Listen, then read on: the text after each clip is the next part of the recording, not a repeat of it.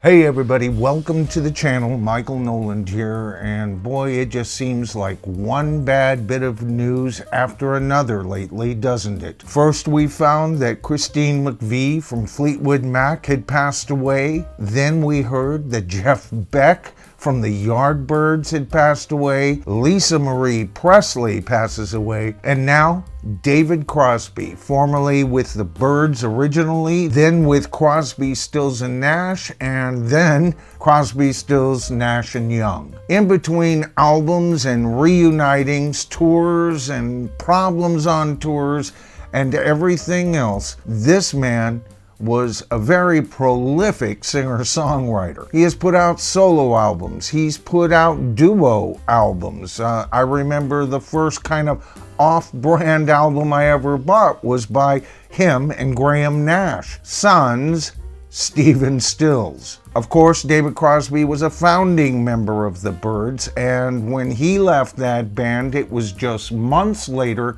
that he had met up with Stephen Stills and Graham Nash.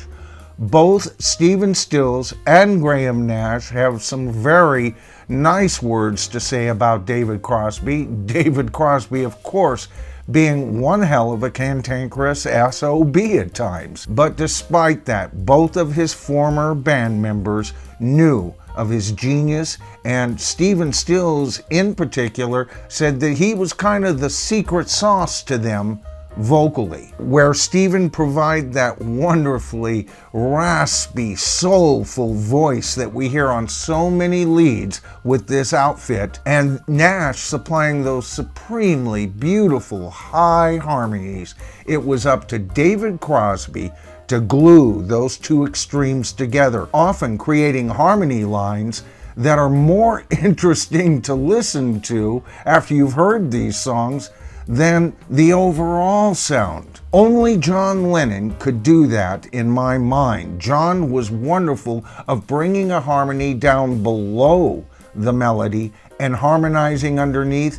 David Crosby could do this in an eye blink and then turn around and supply a whole different approach, all on the same album. As a matter of fact, Crosby, Stills and Nash, or Crosby, Stills, Nash and Young to be more precise, has been on my list of rock's greatest demigod rock bands of all time.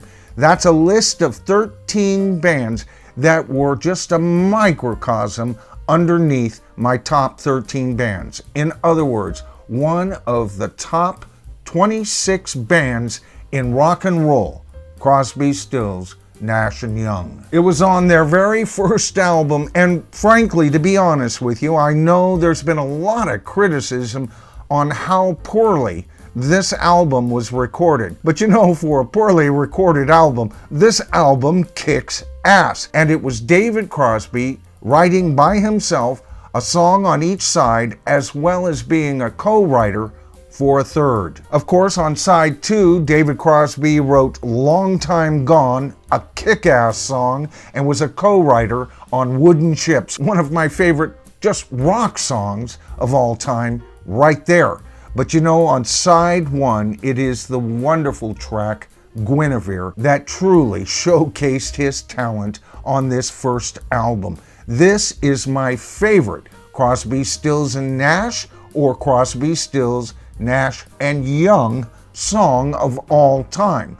Now, I've always slightly favored Stephen Stills as my favorite writer out of this group, while they are together, with Neil Young being my favorite writer in the group apart from the band. David Crosby, though, was a close second for me, although not as prolific within the band of, say, a Stephen Stills. When he did come up with stuff and supplied his material, it was often some of the very best the album ever had to offer. Now, I know most people would choose Deja Vu by Crosby, Stills, Nash and Young as their favorite album, but I gotta tell you, I never fell away from the spell of that first album. And think about all those interviews that David Crosby did right after Woodstock. I mean, they practically flew these people from Woodstock to all the talk shows, and of course he was predominantly featured with a slightly haze to his eyes as he recounted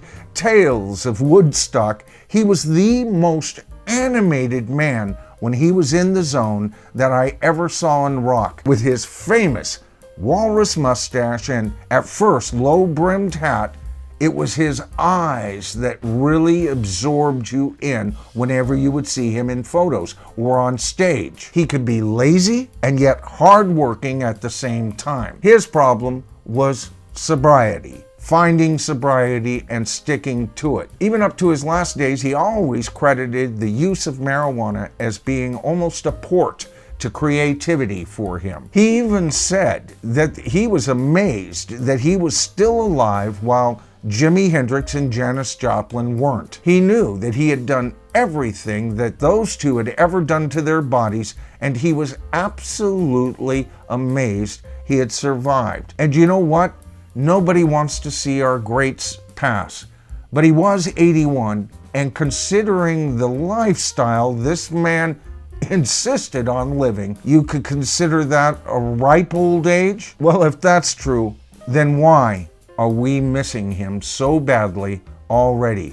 A man who wouldn't always behave, a brilliant artist, a cantankerous partner, and a dreamer, a downright arsehole at times, and creatively the salvation the band needed at key moments. You know, David Crosby always reminded me of the consummate, free-thinking, slightly left of center, 60s kind of guy. And you know what? Without that spirit, that wandering spirit of David Crosby and a few others just like him, the 60s would have never have been the same. All right, a quick video tonight. No doubt, I am tired. I have been shooting videos back to back for the last few days, only to wake up after editing my last video to this crappy news. We have lost yet another giant, and no doubt we will lose many more.